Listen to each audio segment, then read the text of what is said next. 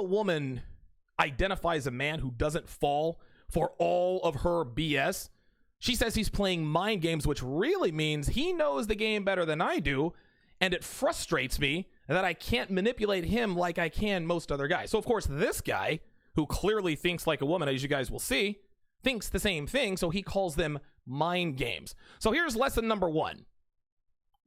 If a woman accuses you of playing mind games, it is because she cannot manipulate you.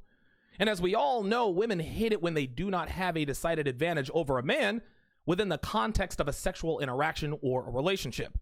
But that doesn't mean it doesn't turn her on and arouse her. Men who are good with women are very good at making them uncomfortable by either directly or indirectly letting her know that he is not easily fooled by the tactics she's been using since she was 16 years old. But women who are uncomfortable because a man sees right through her are also sexually attracted because they know that they're dealing with a man who cannot be controlled by a woman. So, for example, if a girl catches an attitude with her boyfriend and he withdraws his attention to show her that he's not going to tolerate her bad attitude, she'll complain and say he's playing mind games.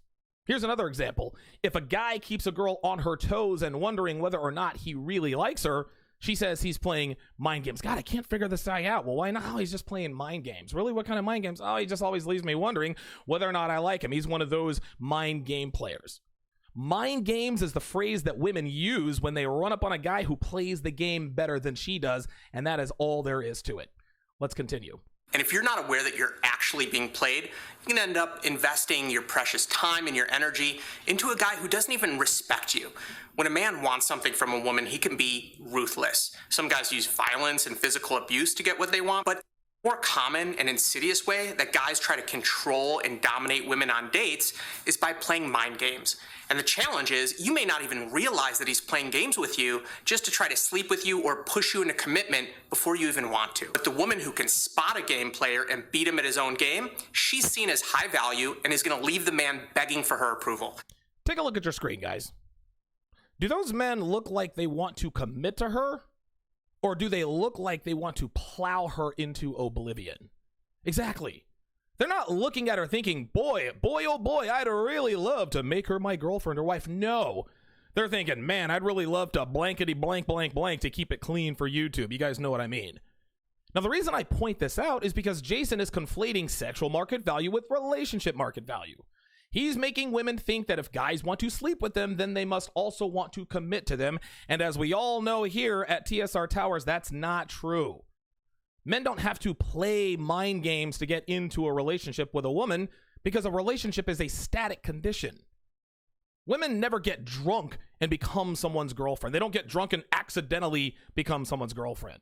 They never get tricked or manipulated into committing to a guy. They do, however, get tricked into sleeping with the wrong men.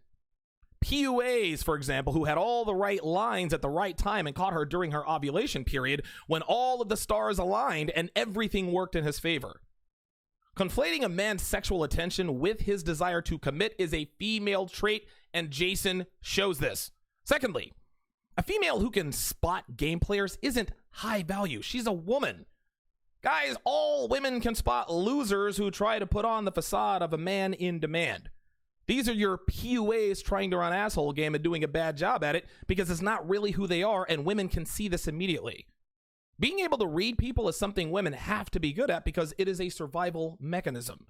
Every female is born with the ability to differentiate between the men they shouldn't procreate with and the men that they should procreate with. A female's hard drive is dictated by the survival of the species. This is why tall, muscular men with square jaws arouse women. This is Mother Nature telling them that these men are the best to have offspring with. Now, of course, women don't realize that this is all running in the background in their hard drive. All they know is that they see a hot guy and they want him between her legs as soon as possible. But it's because of what's happening in her subconscious or hard drive. This natural-born ability that women have is status quo. Jason is telling women that something they don't have to learn, something they're born with, makes them high value, which is another way of saying you're female. No, Jason. Youth, sexual attractiveness, and femininity are the biggest factors that determine a woman's sexual market value, not her ability to spot game players. Dude, even ugly girls can do that. Listen, and men who spot females who are truly high value don't seek their approval. At least not the kind of men that females want to be with. Let's